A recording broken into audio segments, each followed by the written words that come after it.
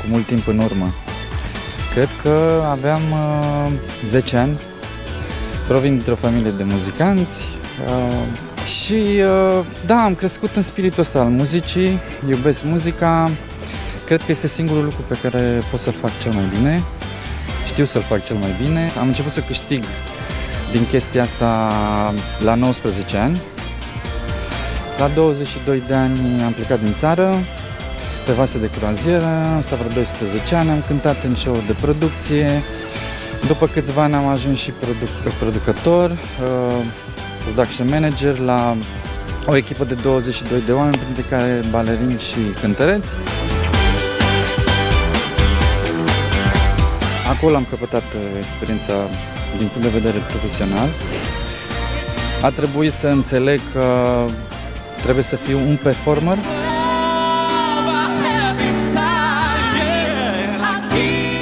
Da, am muncit foarte mult și a fost, până la urmă, cred că asta se va vedea cândva.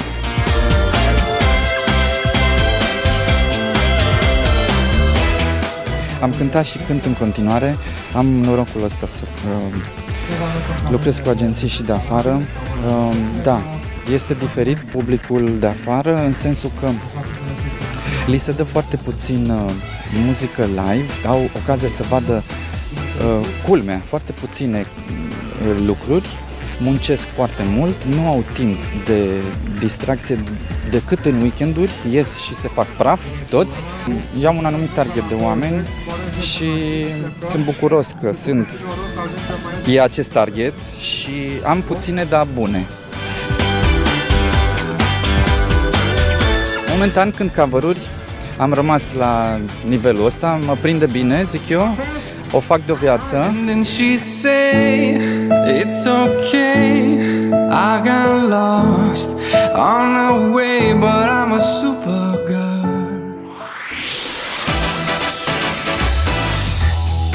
Am plecat pentru copilul meu, sincer. Eu eram bine și eram bine oricând în România. Însă nu mai puteam să fiu egoist, să mă gândesc doar la mine în momentul în care am căsătorit și a venit și copilul. A trebuit să fac pasul ăsta, am simțit să fac pasul ăsta pentru că, deși țara România mie mi oferă foarte multe satisfacții și din punct de vedere profesional eu sunt aici mai mult decât afară și pentru asta le mulțumesc.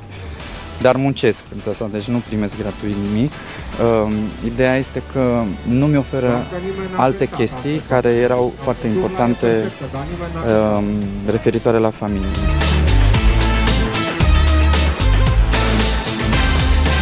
Din punctul meu de vedere, cred că este cea mai frumoasă experiență pe care am avut-o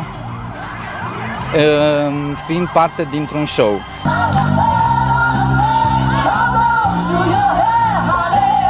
Da, profesional vorbind, este cel mai tare show la care am participat vreodată și o să fie grandios și o să se facă pielea de găină.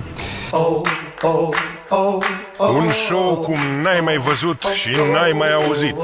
Vine acum la ProTV. Nu s-a mai văzut show ca asta și nu numai în România, nu s-a mai văzut în multe țări.